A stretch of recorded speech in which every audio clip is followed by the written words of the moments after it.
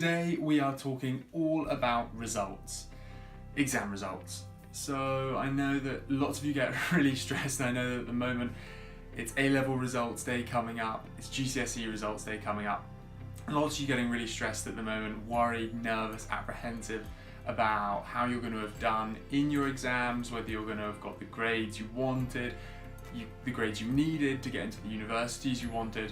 So I just wanted to talk really quickly about success and failure, or disappointment perhaps, with your results, what to do, how to feel, how to cope at the moment with exam kind of results days coming up.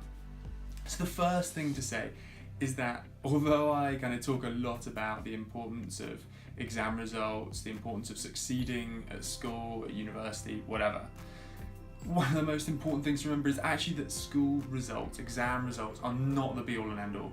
There is so much more to life than kind of getting good grades, getting a first at university or a 2-1, getting A stars, getting A's, getting a 9, and actually the reality is that if you don't do quite as well as you wanted to in your exam, just Google Richard Branson school results and you'll see that some of the most successful people in the world didn't do anywhere near as well at school as most of the rest of us.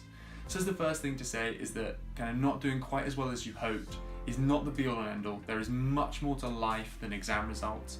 And beyond that, actually you can do resits. There are plenty of options if you didn't do quite as well as you wanted. So remember that. Second of all, in the run up to results day, remember that now there is nothing you can do. Hopefully you did all the hard work, you put in all the hard work in the run up to your exams, you did as well as you possibly could, and that was all you could do.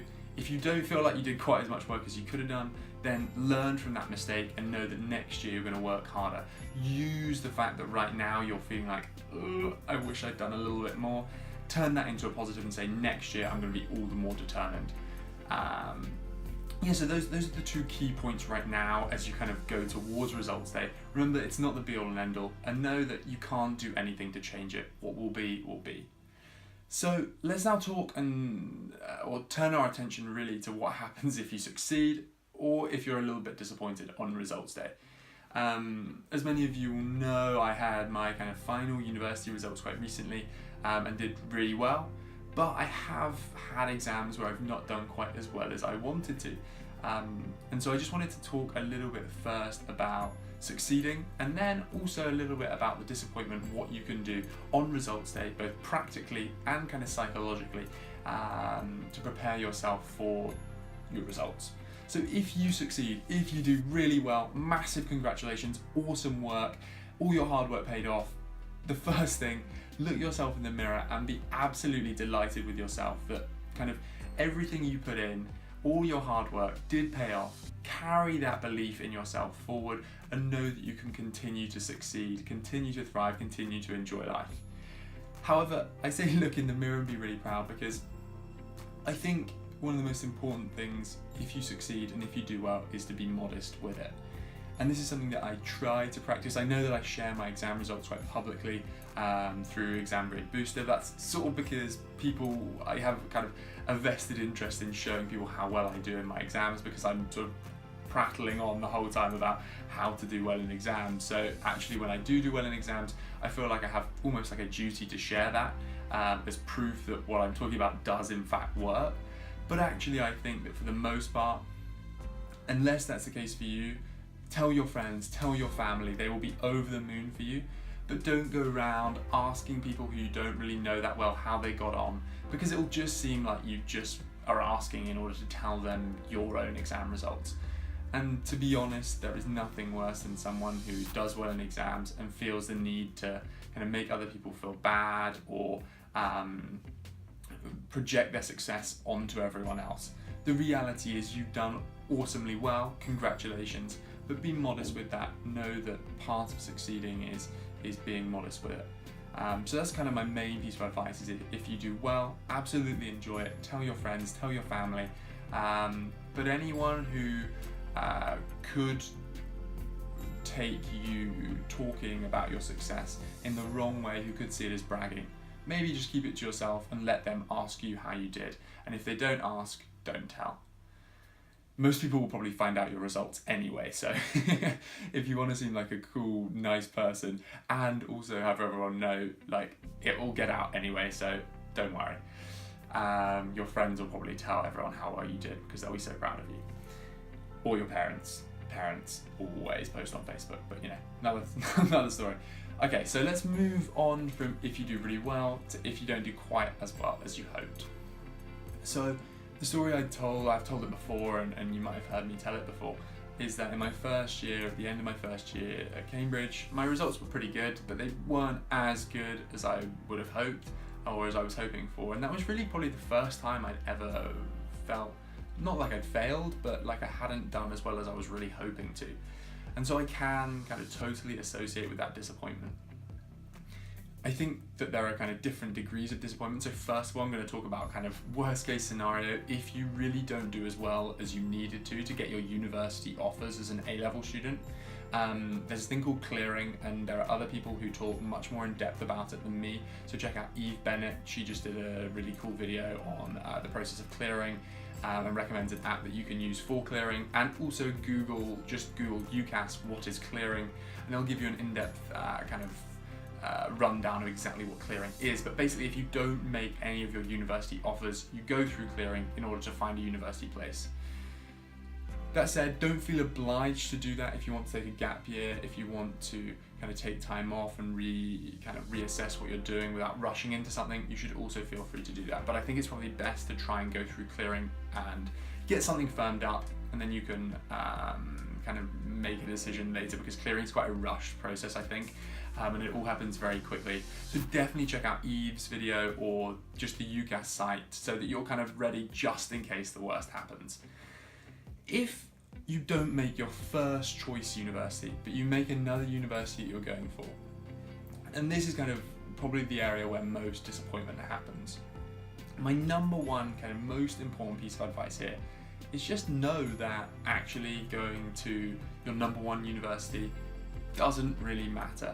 Everyone at university has the opportunity to stretch themselves academically, has the opportunity to pursue the subject that they've chosen to study in much greater depth than they have at A-level.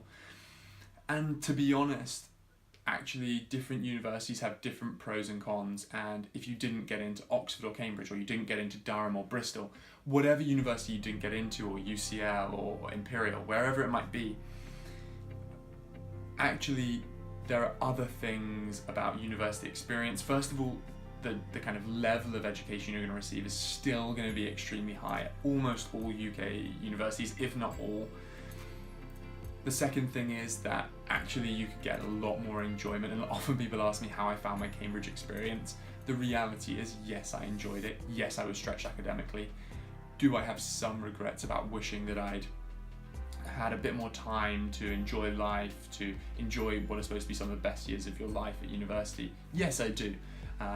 Was I somewhat envious of a few of my friends at Durham, for example, who seem to be enjoying the degree a little bit more, having a little bit more free time, but also kind of getting a very good degree? Yes, I suppose so. So my point is not that I regret going to Cambridge or anything like that, because obviously I don't.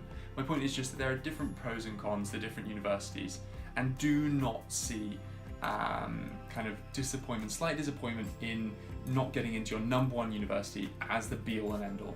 Know that you did your best, that is what happened, and actually you're going to receive a very good education. You're going to have opportunities that most people in the world do not have: sporting, musical, business, whatever it might be, and that kind of those opportunities are still going to be there no matter what university you go to.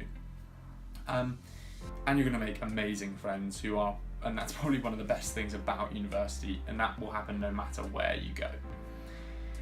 So then I suppose that brings us on to just talking about results generally, and I just want to finish this video by saying that I really wish you the best of luck, but I just want to re-emphasize what I said at the start of this video.